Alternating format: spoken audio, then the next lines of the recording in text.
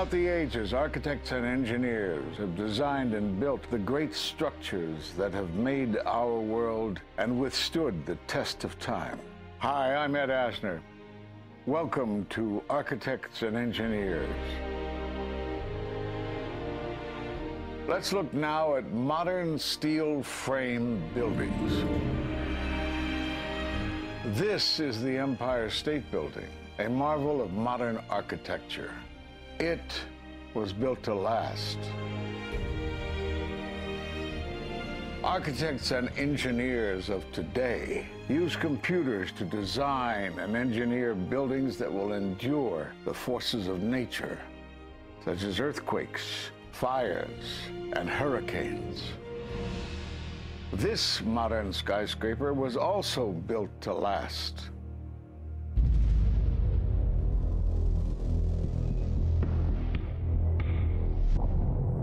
We've seen buildings completely destroyed like this before, but only when done intentionally. Danny Jowenko is the expert on this in Europe. What did he say? Dit is controlled demolition. Zeker weten. Zeker weten. Er is nagesprongen. Dit is in opdracht gebeurd. Het heeft een team gedaan van experts. Let's compare.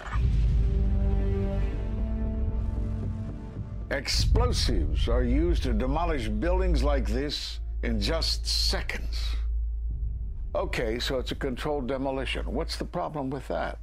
Well, it happened on the afternoon of 9/11 at the World Trade Center.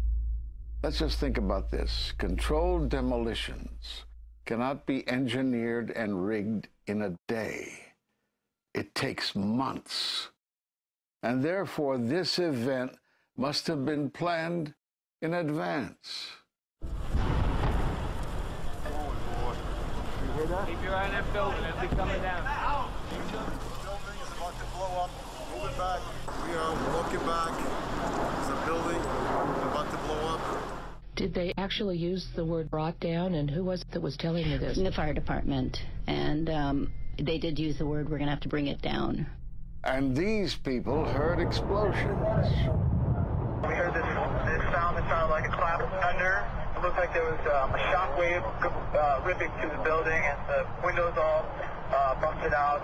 About a second later, the bottom floor caves out. The building followed after that. He takes his hand off, and you hear 3, 2, 1, and it was boom, boom, boom, boom, boom. And these reporters recognized it as a controlled demolition. And I turned in time to see what looked like a skyscraper implosion. It looked like it had been done by a demolition crew. The whole thing just collapsing down on itself. For the third time today, it's reminiscent of those pictures we've all seen too much on television before, when a building was deliberately destroyed by well-placed dynamite to knock it down. It was almost as if it were a planned implosion. It just pancaked. So what's the problem if this was a planned demolition? Well, we are told by government agencies that this building came down as a result of normal office fires. The National Institute of Standards and Technology produced their final report in 2008. World Trade Center 7 collapsed because of fires fueled by office furnishings. It did not collapse from explosives or from fuel oil fires. But what do you think brought down the building? And what caught my eye is more than 1,300 architects and engineers examine the evidence about Building 7's collapse and disagree with the official report issued by the National Institute of Standards and Technology. I certainly am much more open-minded about it than I was, and it is because of the involvement of the 9/11 families and all these engineers and architects. You are about to hear from architect of 23 years, Richard Gage, AIA, member of the American Institute of Architects and founder of Architects and Engineers for 9/11 Truth. Now there are more than 1,500 architects and engineers who say that it could not have been brought down by office fires. They are backed by 9/11 family members who are calling for an independent, unbiased investigation. I'm Richard Gage. Fires have never before caused the collapse of any skyscraper. even though there are numerous examples of much hotter, larger, and longer-lasting fires in these buildings. And in the case of Building 7, the fire that NIST said started the collapse had actually burned out over an hour before. It could not have caused the collapse, as NIST claims. Yet this 47-story, modern steel-framed skyscraper, which was not hit by an airplane, collapses mostly into its own footprint like a house of cards, as fast as a bowling ball falling off the side of the building in just under 7 seconds. Listen to the experts. Building number 7 descended in free fall for the first 100 feet, which means that there was absolutely no resistance to the descent whatsoever. NIST has admitted it went into free fall for 8 stories. And going from motionless to free fall instantly, that's a bothersome part of the puzzle because NIST never explained it.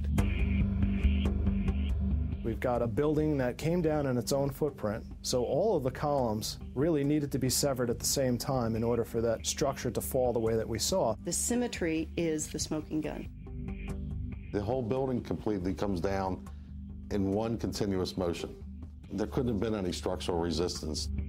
According to NIST, the failure occurred at column 79 on level 12. They're talking about a single columnar collapse or failure that resulted in a total collapse of the building. It is possible that you could have a local failure as a result of a connection failing. But the likelihood of that failure dragging the entire building in such a fashion that all the columns would fail at the same time is an impossibility. Impossibility? Yes. What I saw, it was a classic implosion. The center of the core, the penthouse area, starts to move first, and then the building follows along with it. I'd like to know why NIST excluded the document from FEMA in Appendix C that documented the evidence of melting steel. Why is this forensic evidence not being included in the report? In an office fire, you cannot generate enough heat to melt steel. And yet we have evidence of molten iron. R.J. Lee Company, USGS, and Dr. Stephen Jones's work, all three separately found these microspheres. In the dust, we found what we characterize as unreacted thermitic material in the shape of some very tiny red-gray chips, which have different properties, and in the reaction they produce molten iron, which is the prime indication of a thermitic reaction. And such a reaction can be used to destroy steel structures.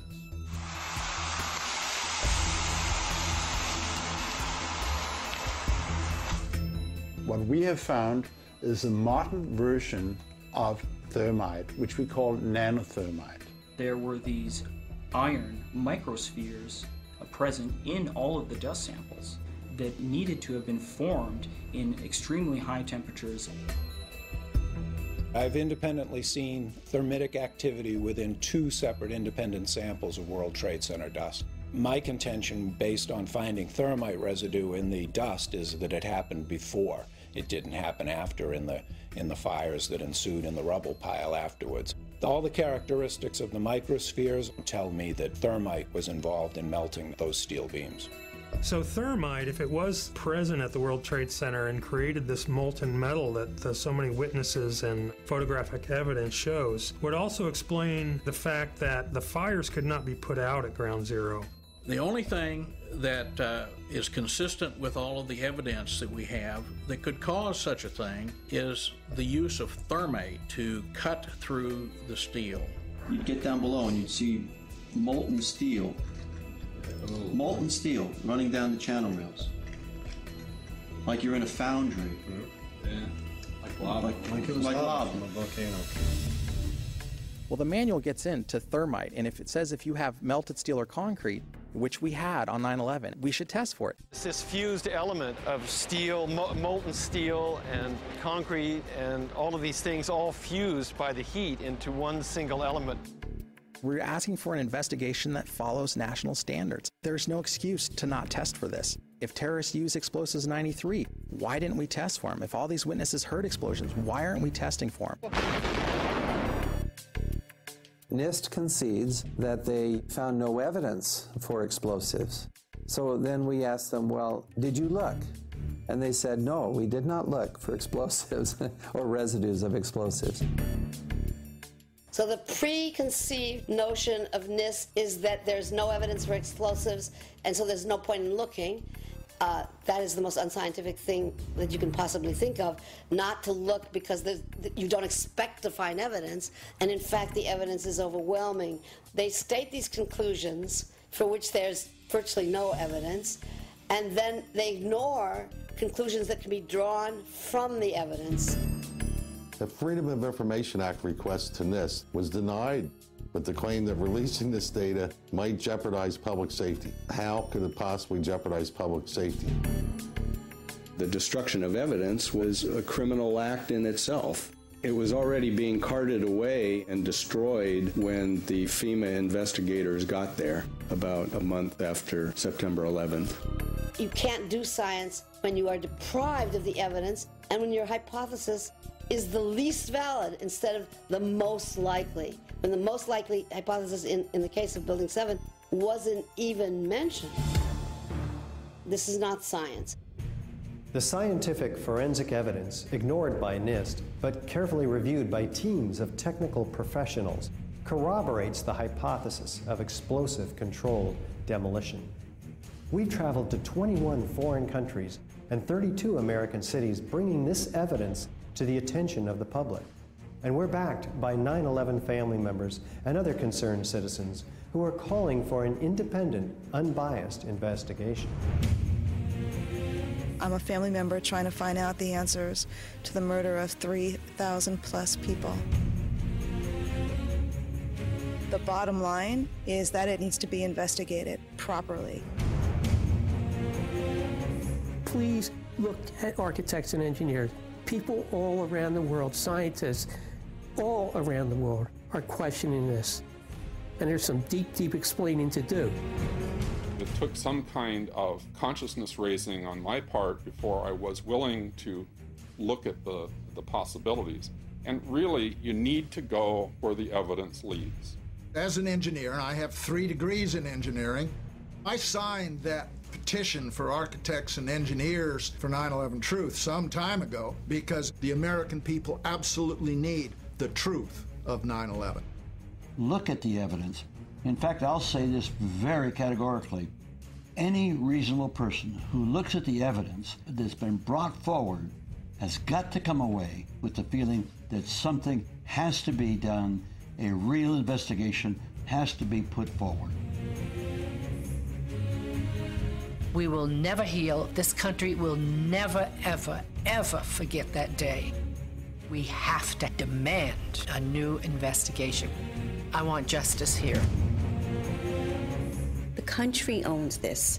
We were all victims. You all should want answers. It's not just ours, not just mine. We all lost something that day. It's distressing for everyone to come to terms with this evidence, but we must pursue the truth wherever it leads. Look at the evidence and decide for yourself.